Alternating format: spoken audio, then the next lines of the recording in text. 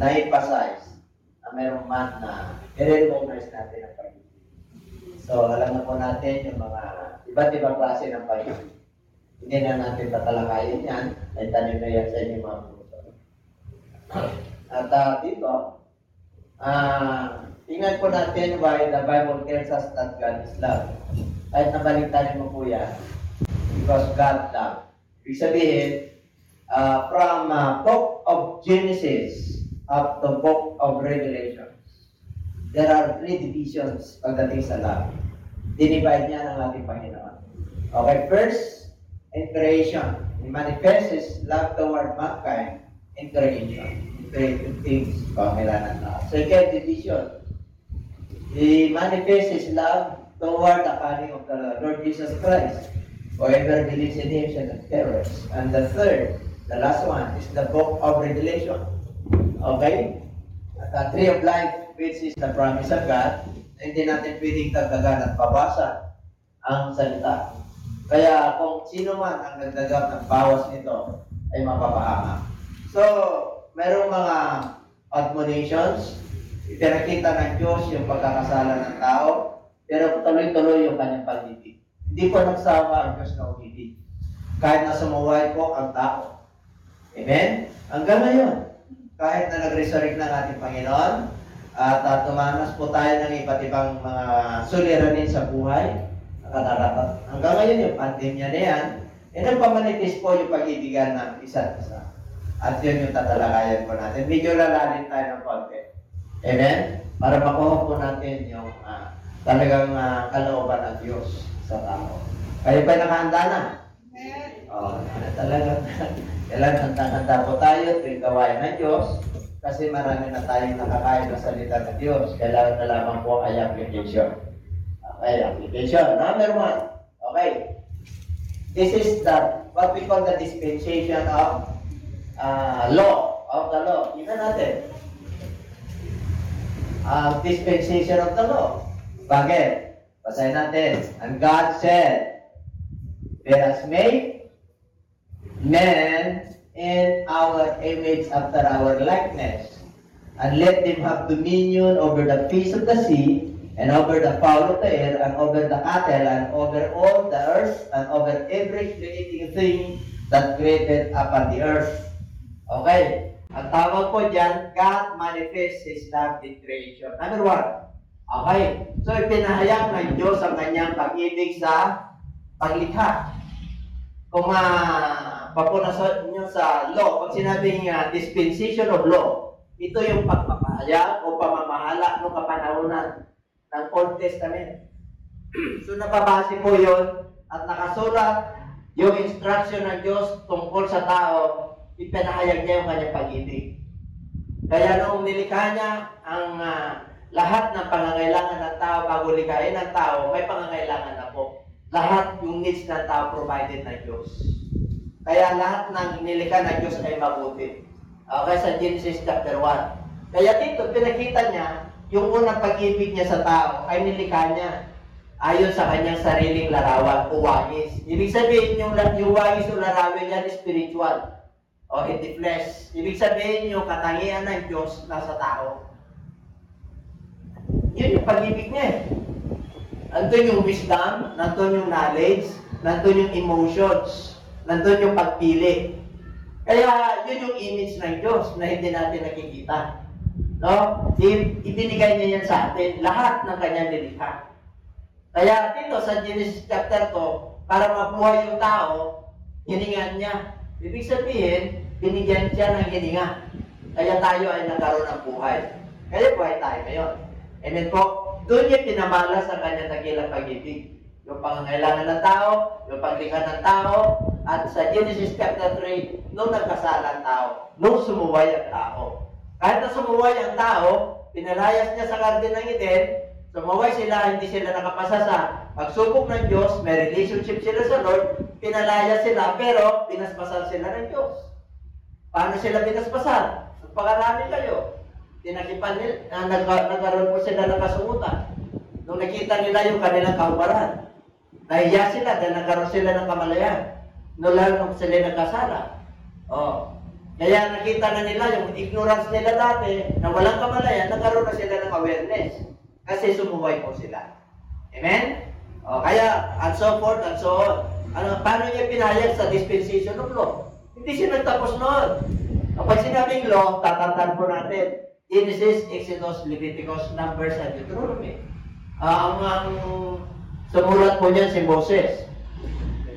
So, pag sinabing Genesis, creation. Pag sinabing Exodus, ipinagkatiwala ng Diyos yung tipan kay Moses. So, hindi nagtapos kahit na nagkasala ng tao, dumami ang tao, tuloy-tuloy yung instruction ng Diyos. Yan pa ba kayo? O kaya nagkaroon ng Exodus. Pag sinabing Exodus, exit. Okay, paglabas. Galing sila sa Egypt dahil sila naging alipin ng 400 years. Natapos yung kasaysayan ni Moses. Nagkaroon ng yung parts of the inheritance kay Joshua. Diba? Siya yung tagapamahala.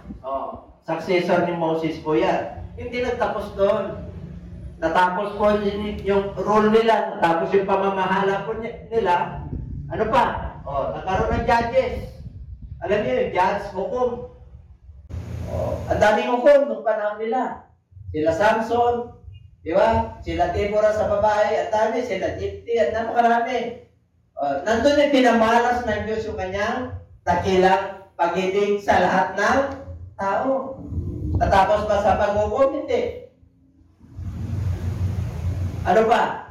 Gumawa ng hari ang Diyos. The first king of Israel, si Saul. Natapos ba ron? Hindi. Anong ginawa ng Diyos nung natapos yung hari? Yung mga propeta ng Diyos. Sila Daniel, sila Ezekiel, nagpapala, tigas ng ulo nyo. Dami pangako ng Diyos, nakita nyo yung himala ng Diyos hanggang ngayon.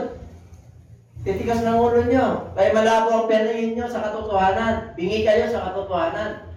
Kaya kayo ay matitigas ang ulo. Kaya pinahirapan sila ng Diyos. Pinahintulutan na mahirapan sila. Bakit? Hindi sila sumusunod. Amen? Pero hindi pa rin nagsawa ang Diyos eh. Nakuha nyo? Hindi pa rin nagsawa ang Diyos. Anong ginawa ng Diyos? Gusto niyo malaman? Gusto niyo malaman? Palapakan natin ng Diyos. Dispensation of the law. Natapos na tayo. Punta na tayo sa dispensation of grace. Pag sinabing dispensation of grace, biyaya. Okay. Dahil sa katigasan ng ulo ng tao, ang Diyos na mismo ang gumawa ng paraan. Okay, tingnan natin. Ang tawag po dyan, they manifest His love and redemption. Okay, ipinahayag niya ang kanyang dakilang pag-ibig ng pagtubos. Take note, dispensation of the law, hindi nagsawa ang Diyos na nagbigay ng instruction, nagpapaalala sa mga tao. Dispensation of grace. Ito na. Palala ng palala. Ibig sabihin, patindi ng patindi yung pag-ibig. Yung dulot, yung ibig talaga ng Diyos ang tao. Kaya na dumadami. Kahit na matitigas ang ulo. But as many as receive it, to them give Him power to become the sons of God, even to them that believe on His name. Ito. Nung una, image of God. Nung pangalawa, binigyan sila ng kapangyarihan, okay, to become the children of God to those who believe in Him. Sa mga nananalig, sa mga nananampalataya sa Kanya, binigyan sila ng kapangyarihan na maging anak ng Diyos. Binigyan sila ng karapatan na maging anak ng Diyos sa mga nagtitiwala, nanalig, nanampalataya sa Kanyang pangalan. Okay. Which were born not of blood. Dito, salo tayo. Blood and flesh, nagkasala. Pero ngayon, sa dispensation of grace, the manifestation of love of God towards mankind through redemption, which were born not of blood, nor of the will of the flesh, nor of the will of man, but the will of God. Matindi na to. Amen? The dispensation of grace, will of God na. Paano? Paano pinura ng Diyos? Paano pinatawad ng Diyos ang sangkatauhan? Kasi, meron siyang propitiation. Propitiation. Merong naghandog na instead na tayo yung ipako, siya yung namatay para sa atin. Okay, tingnan natin. And the Word was made flesh and dwelt among us, and we beheld His glory, glory as only begotten of the Father, full of grace and truth. Take note. Dispensation of grace. Ang sabi niya, full of grace. Punong-puno siya ng biyaya at katotohanan. So, dalawa yan. Grasya at katotohanan. Yan pa kayo? Okay. Sa law, pag nagkasala ka, pag nangatwiran ka, ginawa ang law, ang batas, dahil sa pagsuway ng tao, para meron silang direksyon, meron silang instruction, meron silang patayan, meron silang pasihan. Pero sa grace, ay ipanapuri ito. The fulfillment of the law is the Lord Jesus Christ. Kaya punong-puno na po tayo ng grace and truth. Full. Sabihin mo siya katabi, full. Grabe ang Diyos kung magmahal. Ano ba ang ginawa ng Diyos?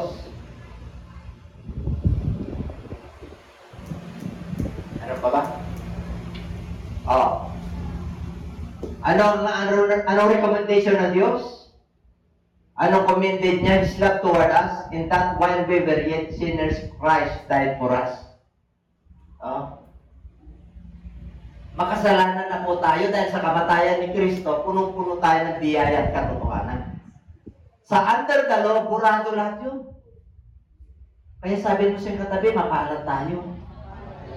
Hindi na tayo mag-ahing ng dugo ng hayop. Yung ceremonial law, wala na. Kinampan ng lahat ni Kristo yan. Dahil sa kanyang takila pag-ibig. Kasi wala nakakapot sa kalwalatian ng Diyos. Lahat ay nagkasala. Wow. Kaya pinakita ng Diyos yung kanyang pag-ibig on this, yung pamamahala at pagpapahayag dahil biyaya sa biyaya. Diba? Lahat nagkasala. Okay, ano pa?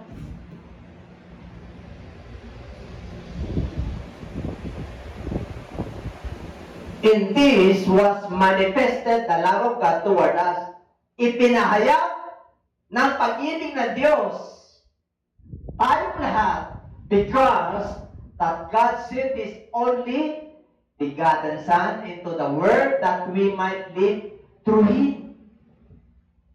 Yung pagkakasala ng magulang natin dahil sa kamatayan ni Kristo, dahil sa pagdating ni Kristo, nagkaroon muli tayo ng connection sa Diyos. Nagkaroon tayo ng relationship sa Lord.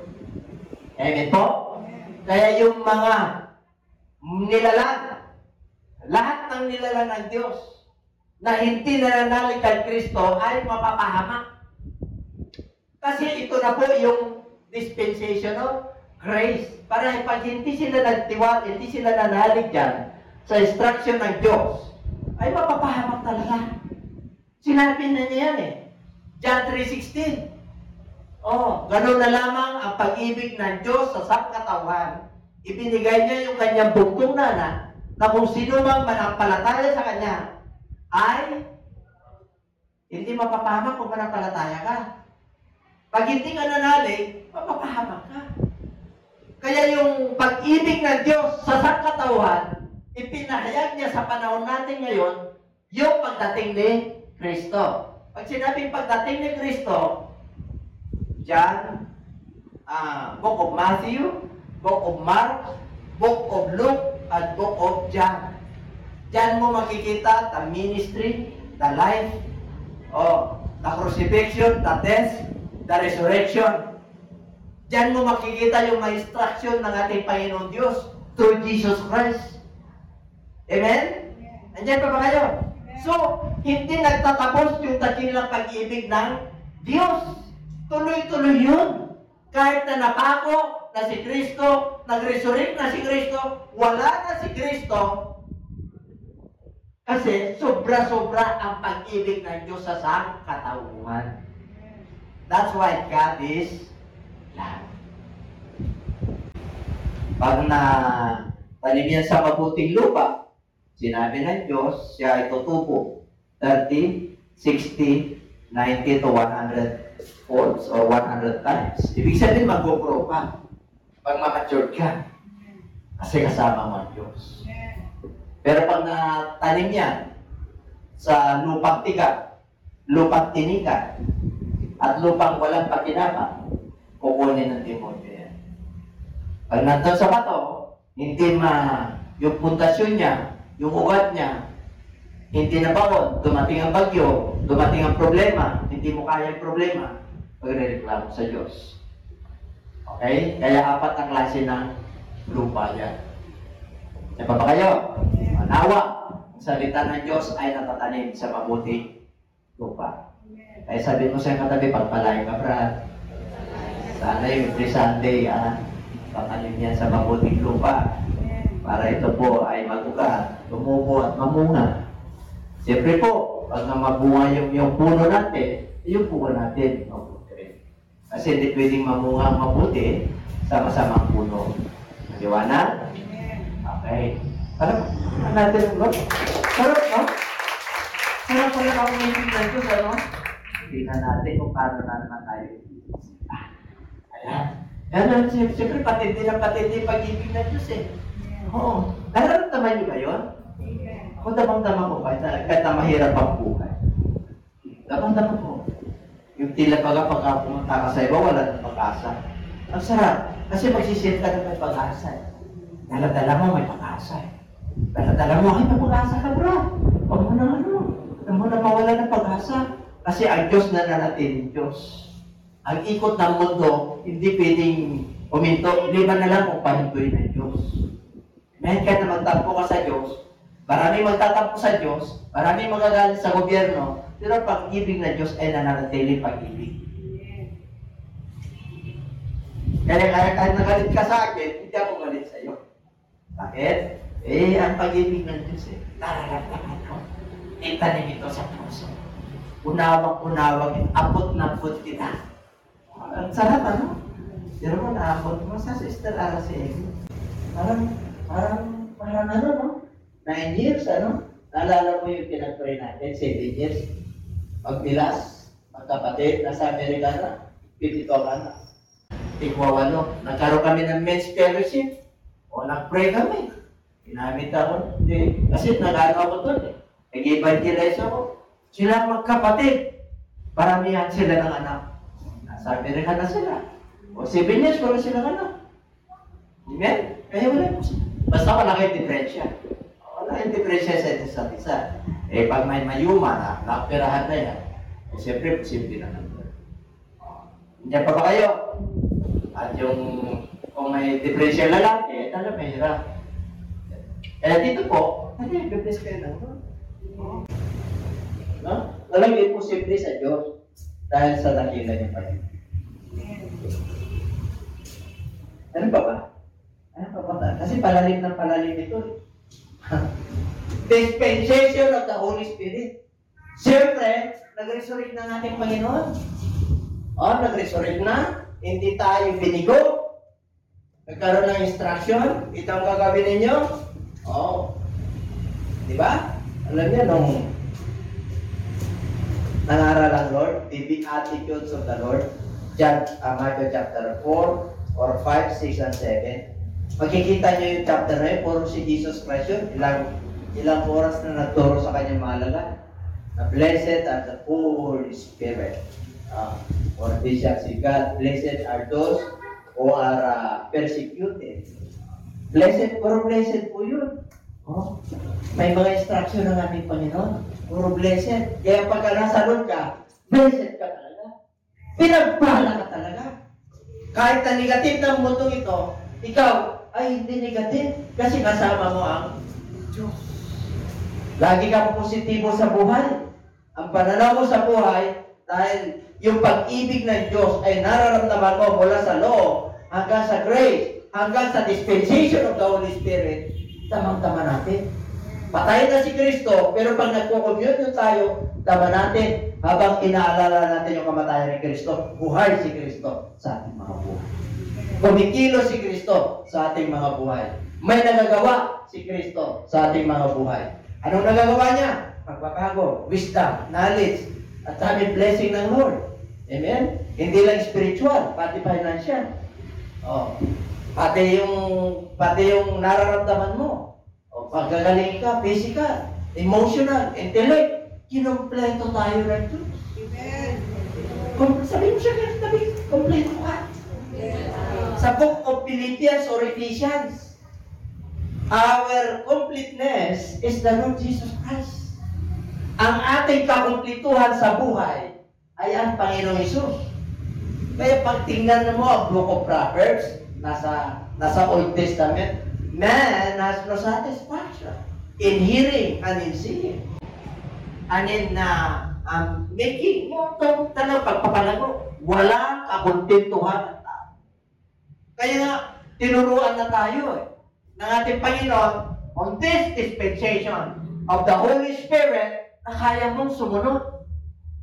Food and clothing, you are contented. Everybody say amen. Kasi we are now in the dispensation of the Holy Spirit. Tingnan natin. This is what we call the manifest. He manifests His love in regeneration. Pag sinabing our generation, regeneration, restore, revival. Yung patay na espiritu, makasalanan, nung tayo po ay naniwala kay Kristo, binago niya na tayo. Ano binago sa atin? Pag-iisip, pagsasalita, pananaw, pati yung action natin. Hindi na tayo harsh. Kung magsalita tayo, hindi na tayo masakit. Kung kumilos tayo, pino. Kilos Kristiyano. Dati kilos barubal. Ano yung barubal? Barubal. Ma-identify. Ganun tayo kamahal ng Diyos. Sabi ng Diyos, isa lang ang Panginoon Diyos. Pero yung ginagawa, yung iba, hindi isa lang. Hindi. Dalawa. Hindi. Tatlo. Hindi. 3, hindi, more than 3. Yung iba nga, ibo pa nga eh. Bakit? May daga, may lipante. May kanya-kanyang Diyos-Diyosan eh. Sabi ng Diyos, Espiritu ako. Ganun katigas ang ulo ng tao mula noon hanggang ngayon. Pero huwag kang mag-alala. Thereby, we know that we really need Him. And He in us, because He had given us of His Spirit. Pag ikaw ay nasa Diyos, you have the spirit of truth, not the spirit of error. Amen. May silyo ka. Meron kang marka na anak ka ng Diyos. Paano nila malalaman? Ay nagliliwanag ka eh. May pagbabago eh. May pagbabago ba? Amen. Baka yung pagbabago mo isang araw lang, isang taon lang, 2 taon lang. Ang tawag doon ay mañana, good for. Ang gusto ng Lord, mula nung nanalig ka kay Kristo, nagkaroon ka ng relationship sa God na Spirit, may connection na tayo, abay tuloy-tuloy kahit na may kahinaan tayo. May mga nagagawa tayo dahil hindi tayo perfecto. Tuloy lang. Sabi niyo siya natabi, tuloy lang. Tuloy lang sa agos ng pagka-Kristiyano. Yung iba tuloy lang ng agos ng buhay kahit hindi na siya Kristiyano, yung sinasamahan niya. Tuloy lang yung agos ng pagka-Kristiyano, Christ-likeness. Yun ang beatitudes eh. Yun yung tinuro ni Kristo eh. Pero mo, binigyan tayo ng kanyang espiritu. That's why the Bible tells us that God, the Lord Jesus Christ, give up His ghost. It is finished that we might receive the Holy Ghost. Para meron tayong spirito. Ganon tayo kamahal ng Diyos eh. Palapakan na natin ang Lord. Grabe yung pag-ibig na yan. Oo. Yung iba, Valentine's lang kung umibig. Oo, Valentine's lang, nakakalala. Oo, yung mga iba, yung mga may others. Pero ko labing-apat dyan na pupuntahan niya. Parang si Solomon eh, di ba? Parang si Solomon, 12 lang yung calendar years natin. 12 months a year. Oh, 14 yung kasi kukumplituhin yung 14 roses. May extra dalawa eh. Grabe, no? Ang daming Solomon sa panahon natin ngayon.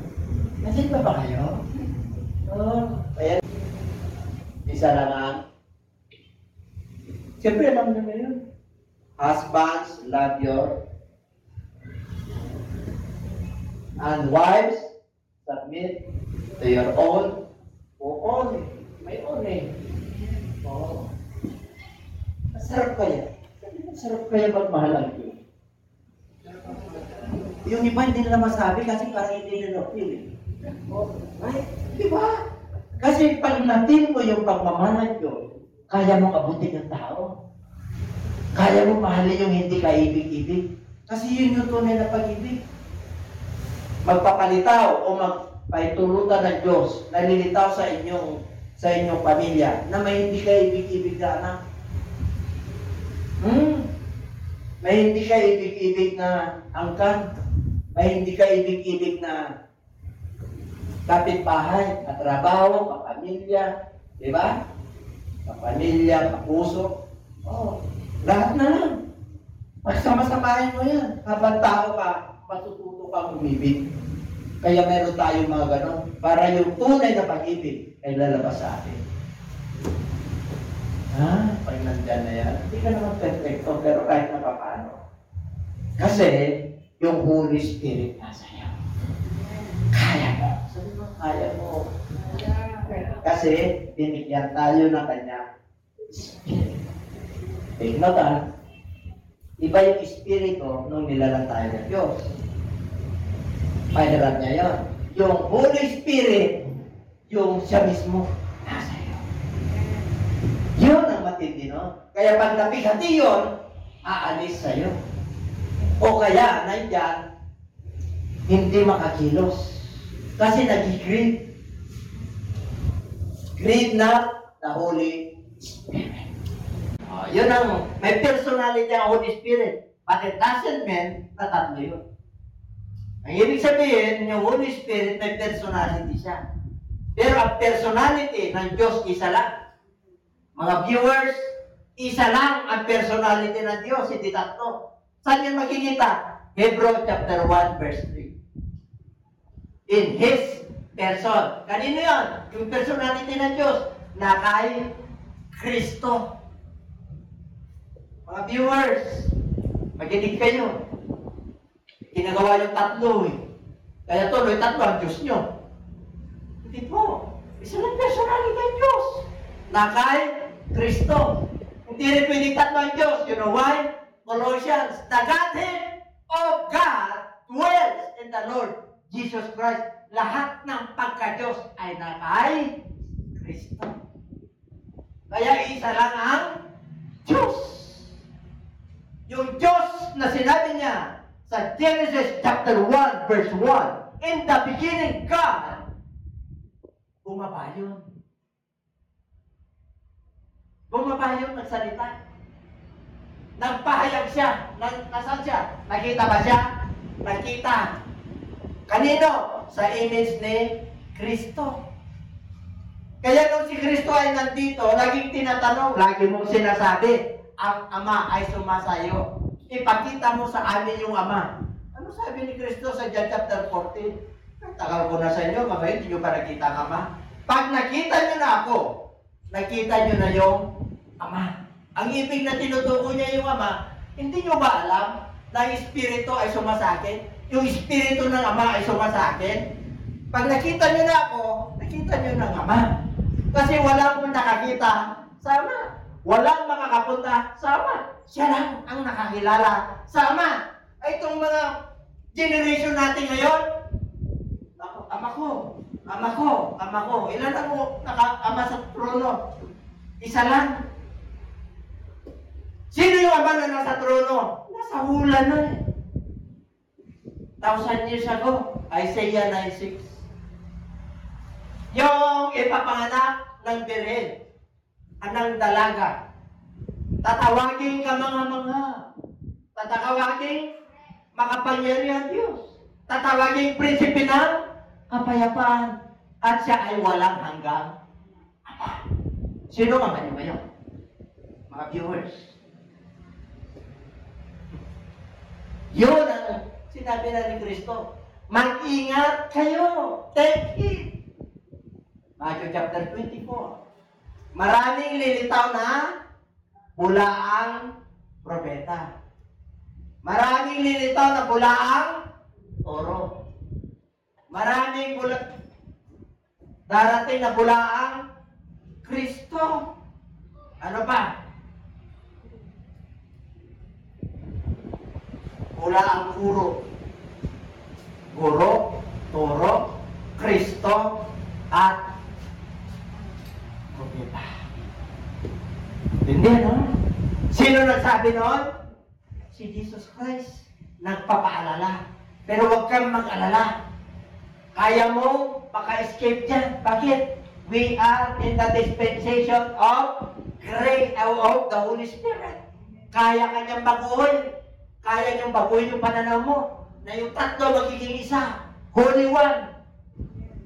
Manalangin ka, kapatid. Manalangin ka. Kapwa preacher. Kasama rin nyo rin ako for how many years? Kaya pinapangaral ko po ito. Pinagaling ako ng Diyos na hindi kaya pagalingin ng doktor. Tatlong dispensation. Ang sakit ko, tatlong din. Tatlong kapamaranan ng Diyos. Kaya ka bang pagalingin ng doktor? 5 taon kang nagsasaber na normal ang mo eh. Temperature mo sa katawan, 38 to 40. Diyos lang na pagaling sa akin. Pangalawa, yung heart ko, kala ko normal. Ang bigat, pero nananalig pa rin ako kayo sa araw. Hindi na ako makahinga. Nung una, yung temperature ko, nakita ko sa vision, ilihan sa ko ng Lord. Kamay ng ating Panginoon, Espiritu siya. Kita ko lang, yung finger of the Lord, yung hands of the Lord. O, temperature ko ngayon, 35. 37. Hindi na 38 to 40. Anong ginano niya ako, nakita ko. Yung provisions, yung finger ng Lord, para akong inopera. Normal na po. Anong pumunta ko, dahil senior citizen ako, medyo, alam niya na senior. Meron ng mga nararamdaman, bakit may pilat ang heart mo? Diba? Dito tayo. Itong panahon ng COVID, natamaan din ang iyong Panginoon. Hindi ko alam yung pakiramdam ko, so bago ng suko. Alam ko na nag-positive. Nung Omicron, meron kaming antigen. 1 week lang naman. Pero ang tindi, yung 20 hanggang 21. 6 months ako mag-suffer. Ng buong katawan ko, hindi ko alam, pero nagpe-preach pa rin ako. Isang beses lang ako pumalya sa pagpe-preach. Pero nakahawak na ako rito. Bakit? Nanginginig ang buong katawan ko. Pag nagpe-preach lang ako, doon ako lumalakas. Pero hindi ako buta. Alam niyo ang ginawa sa akin ng Diyos? April 5, 2021. Anong ginawa? Hindi na ako makahinga. Kung katawang ko. Hindi ko na lang. Pinihin ko na lang. Kasi pag hindi na ako makahinga, ano gagawin mo pa? Ilalabang ka pa? Hindi ka na nga makahinga eh. Gagawin mo, pikit mo na lang. Hintayin mo na lang na pagpikit mo, nandiyan na si Lord. Baka makay pagpikit mo, nandiyan na may karit. Eh, hindi ka papayag nun. Amen? Pero pag nasa Lord ka, puro liwanag. Nagpikit ako. Ako, Lord, pahala ka na. Pero hindi pa naman ako na mamaalam, wala pang premonition. Hindi ko pa naman sinabi, Pastora, mga anak, ito yung pero yung ganito, yung insurance ko, ganun. ganito, yung mga konting na ano, ganito. Hindi ako nagbibilin. Bakit? Bakit ka magbibilin? Wala pa naman sinabi ng Diyos eh. Nandiyan ka ba kayo? Hindi ko pa naman damdam eh. Ay, yung iba nararamdaman. Kukunin na kaya yata ako ng Lord. Ang dami ka pang mission. Ano ginawa sa akin ng Diyos? Hindi ako makahinga. Transmission. Yung, ano tawag? Yung transition. From physical to spiritual.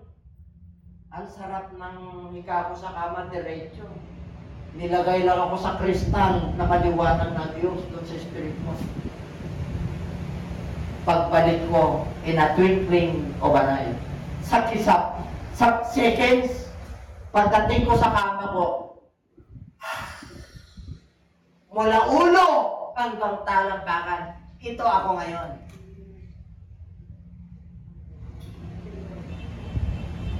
Kaya yan ang pinapangarap ko sa iyo.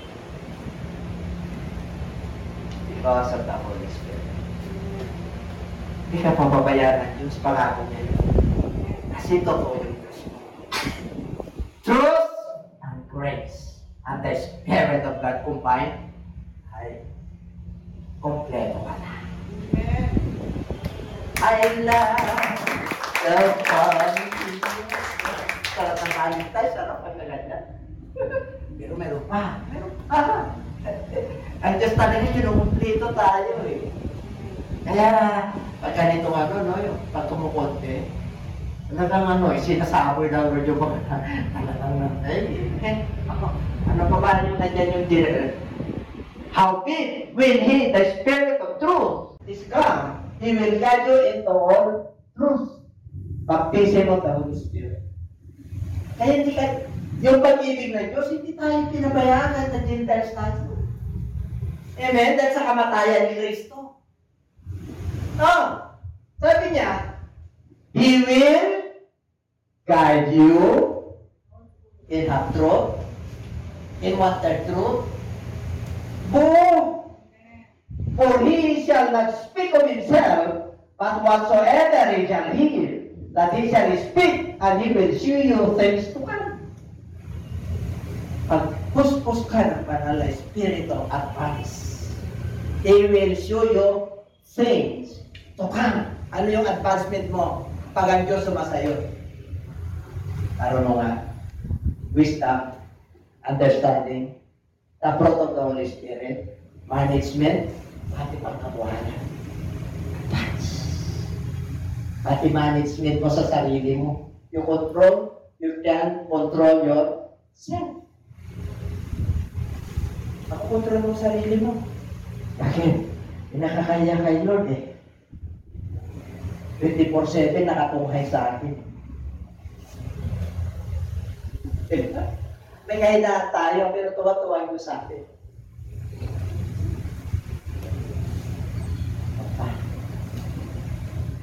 In whom ye also trusted, Ephesians 1:13, after that ye heard the word of truth, the gospel of your salvation, in whom also after that ye believed, ye were sealed with that Holy Spirit.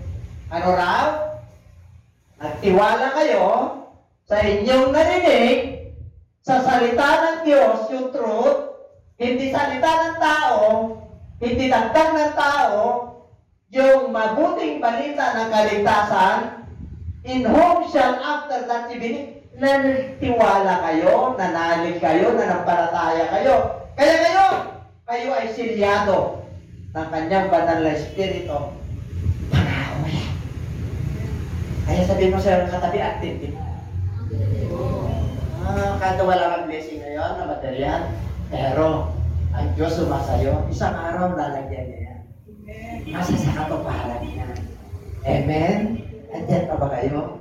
Hallelujah, pagka hindi man matupad yan, sa mga generation to, kami yung angkan mo. Grabe manapang Diyos, ano? Pag panapon niya, tinutupad niya. Because God is not a man that he should lie. He is full of grace and truth. Kanina, dispensation of the law, Dispensation of grace, dispensation of the Holy Spirit, na-crucify ng Lord, nag-resurrect ng ating Panginoon, nandun na sa kanyang trono. Ngayon, nandito tayo sa panahon natin ngayon, ha? Yan pa ba kayo? Bakit dumating ang COVID-19? Gusto nyo malaman? Para mag-manifest ang lahat. Tingnan natin.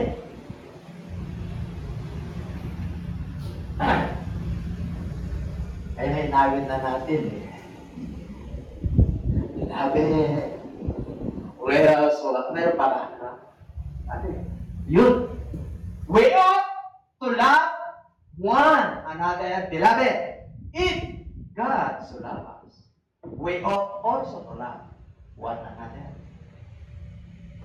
Sabi niya, mga minamahal, kung ang Diyos ay nagmamahal sa atin, marapat. Pag sinabing ko, mas sa legal po yan, it is a must, it is an ought, it is a mandate. Utos ng Diyos, it is a commandment of God that we must love. Paano mo magagawa yan?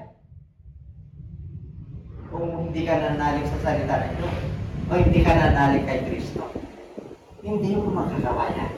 Pero sa atin, kapanahunan, sabi mo siya katabi, magagawa natin. Bakit? The dispensation of law, continuous love ng Lord, continuous the dispensation of grace, continuity, dispensation of the Holy Spirit. Yung Holy Spirit na sa atin. Kaya dispensation of love. Kaya. Tingnan natin.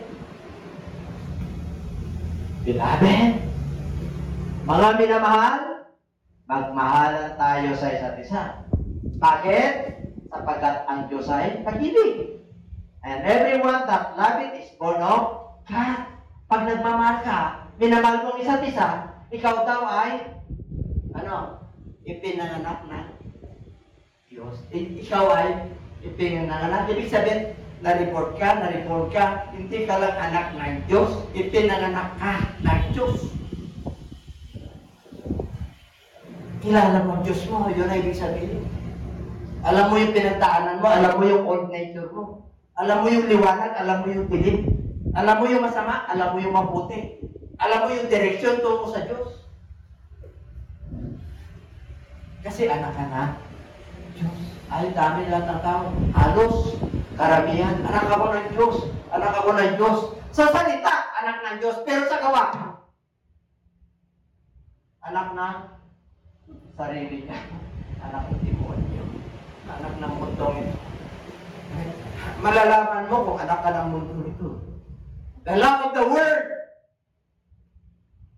Ano ba yung pag-ibig ng mundo ito? The lust of the flesh. And the lust of the eyes and the pride of life. Pag mayroon ka niya, the love of the Father is not in you. Anak ako ng Diyos. Pag-ibig ng Diyos. Mamahalan tayo. Pero pagkatapos ng church, Monday, nagmamahalan pa rin tayo. Tuesday, medyo nag-deteriorate na. Wednesday, sigawan na to. Thursday, habisan na ng plato. Friday, preparation na naman, reconcile. Saturday, Sabbath din. Ayusin na naman natin sarili natin. Hallelujah, praise the Lord. Patawad po. Ilang taon na kayong ganyan. Magising na kayo sa katotohanan. Lahat tayo, kasama tayo nun. Ako rin, kasama nun. Mga preacher ba na? Si truth, TikTok truth. Umiiwas sa katotohanan. Ang sakit yan! Nakakita kayo ng katotohanan na hindi masakit pag pinapalaya kayo. Masakit. Pero mo, isipin nyo na lang po, 14 na roses yan. Ibrahim po. Isusuko mo yung 13. Masakit? Ang sakit na. Ang sakit na. Eh yung isa ka lang isuko mo, sakit na eh. Ang yaman mo sa mundong ito, pero huwag mo asahan. Nasa kabilang buhay, mayaman ka pa rin. Sabi ng Lord sa'yo, nagpabasa ka na ng yaman ko. Pati ba nakatito ang yaman ko? Hindi ko na ng Diyos. Diniti ng Diyos. Ang sabi ng Lord, isang beses lang mamamatay ang tao pagkatapos ay pagkaton. Saan nakikita? Hebrew chapter 9 verse 27. Yung mga iba na may kakayanan, tuwing kamatayan, merong kapistahan. Di ba may celebration? Namatay si ganito, ano bang ako, pero ang daming ginawa. Kaya pag-pray natin, kasi nandun siya sa yung middle ground, ano yun? Nandun siya sa purga para malipat siya sa kaya walang hanggatin nyo pag-abuloy. Kaya ang dami nagagalit eh. Pero ba't yung kamatayan na lang, mula nung namatay ng panahon ni Rizal at ngayon, sa kanununungan, nandun pa rin siya. Hindi pa nalipat. Isang matalang sinabi ni Kristo. Sinabi ng Diyos. Isang bisis lang, mamatay at tao pagkatapos ay pag-atol. Natulan na po yun. Kahit anong prayer mo, kahit anong ambag mo, kahit anong gagawin mo kabutihan, tapos na. Masakit? Masakit po. Kasi siya na po kasi real talk eh. Ito yung tunay na ito. Talampakan natin ang Diyos. Ayaw palampak naman ang pinagpala. Parang, kasi, and we have known and believe the love that God hath toward us. God is love, and he that willeth in love, willeth in God, and God in him. Kilala mo yung Diyos mo. Kasi siya yung unang umibig, kaya dapat mag-ibigan kayo sa isa't isa. Kaya mo umibig sa isa't isa? Bakit? Tapos na yung law. Yung grace. Sa cross, tinapos na niya. May Holy Spirit ka. Di kaya mo, believers kaya. Lahat tayo, nanilalang ng Diyos, kaya. Sabi natin kaya sa turo ng Lord. Bakit? Tingnan natin. If a man say, I love God, and hated his brother, he is a liar. For he that loveth not his brother, whom he hath seen, how can he love God, whom he hath not seen? And this commandment have we from him, that he who loveth God, love his brother also.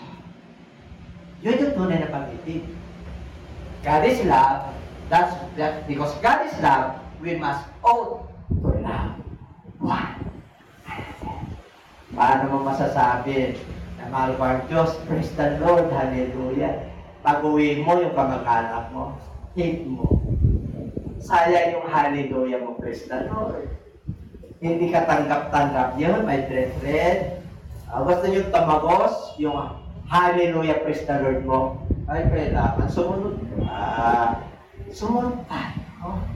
Sabi ko siya katabi, sumunod. Masakit ngayon, pero unti-unti. Imumod ka ng Lord. Lord, tulungan mo ako. Kakayanin mo ito. Sa tulong mo, Lord.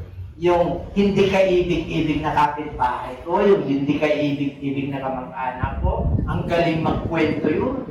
Ang daming dahilan yun, yung para meron lang gustong sabihin sa akin, isa lang, kahirap. Nung hindi nakahiram, nung nakahiram, pautang, babayaran mo. Ilang promise na yan. Kaya inis na inis ka na sa kanya. Samantalang sabi natin, God is good all the time. That's why God is good. Di ba? All the time. Ibig sabihin, dumaranas ka na hindi maganda, hindi ka ibig-ibig, nakaibig ka. Bro, pasensya ka na ha. Sa susunod na, ito obligasyon, ito last mo na ha. Last na to, last na. Okay? Kasi hindi ko na kayang ilista ito. Kasi, ito ibibigay ko sa'yo, hindi ko pera. Pera ni Mrs. ito. Pag hindi mo pinalik, magkaroon kami ng second world war. Ikaw ang sanhi kung bakit kami nag-away. Ano sabi ng Bible pag ikaw sanhi? Bitinan mo na raw yung leg mo, punta ka sa dagat, at pati ulog ka bagay, wala kang value, wala ka ng kwenta. Masakit? Happy Valentine's po. Real talk lang po tayo. Nakapula pa ako eh. Kasi sinamahan ko kayo. Parapahan na natin. Ang great commandment have we from Him, that we will love with God, love. Diba? Thank you din ako. Alala lang po, tayo na tayo. Sige, yan lang. Meron tayong conclusion. Sige, punta na kayo. Kasi gusto ko mag-freeze ng 5 minutes na medyo ang climax. As I have said a while ago, three division of the whole Bible. The whole Bible expresses love from creation. Hanggang sa kalagitnaan, hanggang sa book of Revelation. God express is toward love us. Lahat, minahal tayo ng Diyos. Ang dami tayong natutunan, manampalataya ka lang. Dispensation of law, inisa-isa ng Diyos. Alam na natin yun. Dispensation of grace, inisa-isa ng Diyos. Tagal ka ng mananampalataya, alam mo na rin yun. Mga propeta ng Diyos, mga mangaral. Dispensation of the Holy Spirit, panahon natin yan. Dispensation of love tayo. Mga preacher, mga mangaral, mahal mo ba? Mahal tayo ng ating Panginoon. Hindi ko nabot ang nabot. Pero the Bible tells us, may mga nauna na siyang nahuli. At may nahuli na siyang nahuli. Hindi ko sinasabi na tabot ko na lahat. Huwag po kayo masaktan. Mas marunong kayo sa akin, mas magaling kayo sa akin. Pero siguro naman, hindi pa ako nahuli pagdating ng spiritual.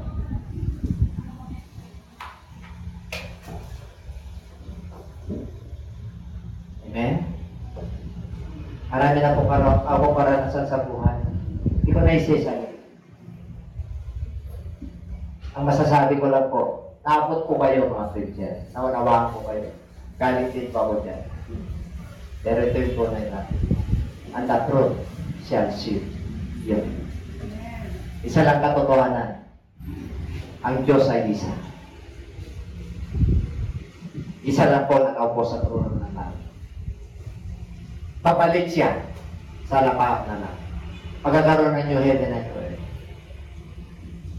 Yung dati na wala na. Kaya yung itong pandemya na to, this is just a preparation of the reign of the Antichrist. Kaya ang Panginoon ay the dispensation of love from the rich country, United Nations, WHO, hanggang sa mayayaman bansa, hanggang sa mahihirap na bansa, nagtutulungan. Because we are in the dispensation of